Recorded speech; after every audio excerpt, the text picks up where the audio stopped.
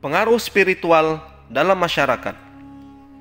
Dengan hikmah dan kepintarannya seperti ini, Rasulullah SAW telah berhasil memancangkan sendi masyarakat yang baru.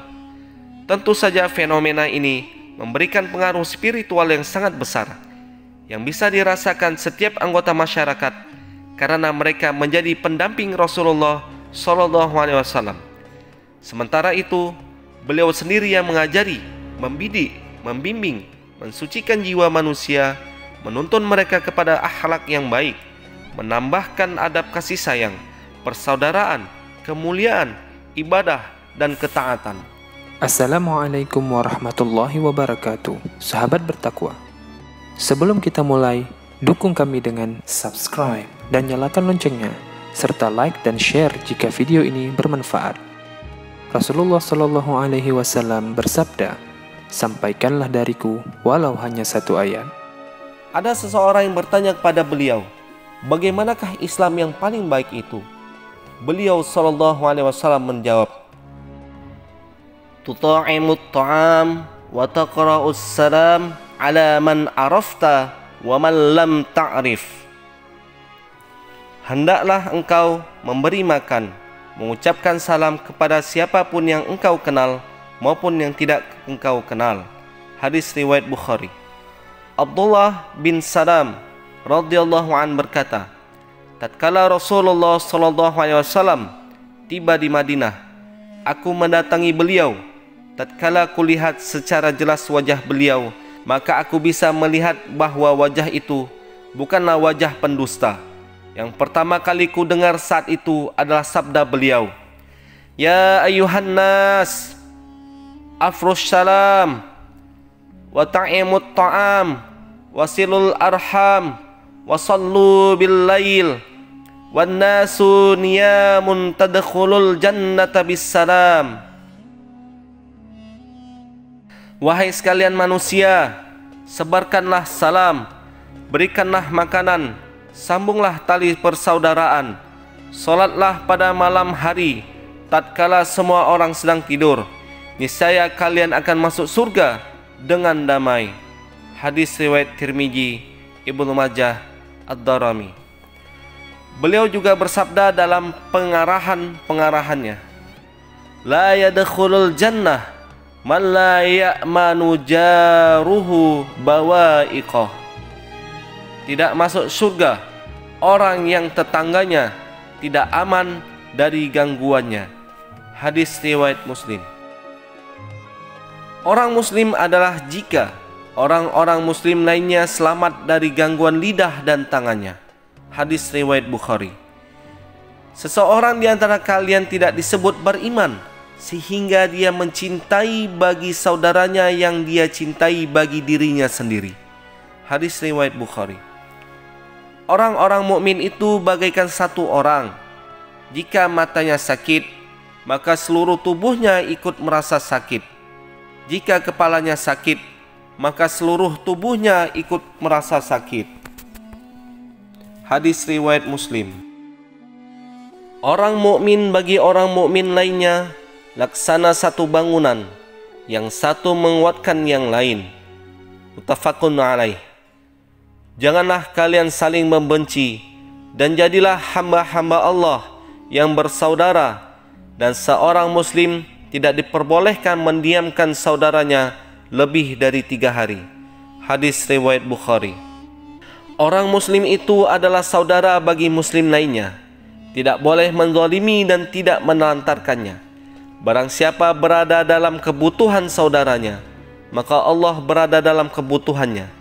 Barang siapa menyingkirkan darinya satu kesudahannya, maka Allah akan menyingkirkan darinya satu kesudahan dari berbagai macam kesudahan hari akhirat. Barang siapa menutupi aib saudaranya yang muslim, maka Allah Subhanahu wa taala akan menutupi aibnya pada hari kiamat. Muttafaqun alaih. Kasihanilah siapa yang ada di muka bumi, niscaya siapa yang ada di langit akan mengasihimu. Hadis riwayat Abu Daud dan At-Tirmizi. Mencaci orang mukmin adalah kefasikan dan membunuhnya adalah kekufuran. Hadis riwayat Bukhari. menyingkirkan gangguan dari jalan itu sedekah, dan hal ini dianggap sebagai salah satu daripada cabang-cabang iman. Hadis riwayat Bukhari dan Muslim. Beliau juga menganjurkan agar mereka mensedekahkan hartanya dan menyebutkan keutamaan-keutamaannya. Beliau juga bersabda, sedekah itu memadamkan, menghapus kesalahan-kesalahan sebagaimana air yang memadamkan api.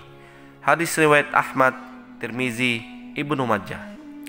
Siapapun orang muslim yang mengenakan pakaian kepada orang-orang muslim lainnya yang telanjang, maka Allah Subhanahu wa ta'ala akan mengenakan pakaian dari pelepas surga kepadanya. Dan siapapun orang muslim memberi makanan orang muslim lainnya yang lapar, maka Allah Subhanahu wa ta'ala memberinya makanan dari buah-buah surga. Dan siapapun orang muslim yang memberi minum orang muslim lainnya yang haus, maka Allah Subhanahu wa ta'ala memberinya minum dari minuman yang harum dan tertutup. Hadis riwayat Abu Daud, Tirmizi. Takutlah api neraka sekalipun dengan memberikan separuh kurma. Jika engkau tidak mendapatkannya, maka cukuplah dengan kata-kata yang baik. Hadis riwayat Bukhari. Di samping semua itu, beliau juga menganjurkan agar mereka menahan diri dan tidak suka meminta-minta, menyebutkan keutamaan sabar dan perasaan puas. Beliau menggambarkan kebiasaan meminta-minta itu seperti kutu, lalat, atau nyamuk yang menempel di wajah orang yang meminta-minta, kecuali jika sangat terpaksa. Di samping itu, beliau juga menyampaikan keutamaan dan pahala berbagai ibadah di sisi Allah Subhanahu wa ta'ala, mengaitkan mereka merasa terlibat langsung dengan dakwah dan risalah, sehingga mereka semakin tergugah untuk memahami dan mencermatinya. Begitulah cara beliau mengangkat moral dan spirit mereka, membekali mereka dengan nilai-nilai tinggi, sehingga mereka tampil sebagai sosok yang ideal dan sempurna setelah para nabi. Tercatat dalam sejarah manusia, Abdullah bin Mas'ud radhiyallahu an berkata, barang siapa mengikuti, maka hendaklah dia mengikuti orang yang telah meninggal dunia, sebab orang yang masih hidup tidak aman dari cobaan. Mereka itulah para sahabat Nabi Muhammad SAW. Mereka adalah umat ini yang paling utama, hatinya paling berbakti, ilmunya paling mendalam, bebannya paling sedikit, yang dipilih Allah Subhanahu wa ta'ala sebagai pendamping nabinya dan untuk menegakkan agamanya. Maka kenalilah keutamaan mereka, ikutilah jejak mereka, pegangilah akhlak dan peri kehidupan mereka menurut kesanggupan kalian. Sesungguhnya mereka berada pada petunjuk yang lurus. Rasulullah SAW sendiri melihat sifat-sifat lahir dan batin, kesempurnaan, keutamaan, akhlak, dan perbuatan-perbuatan yang bagus, sehingga semua orang tertarik kepada beliau.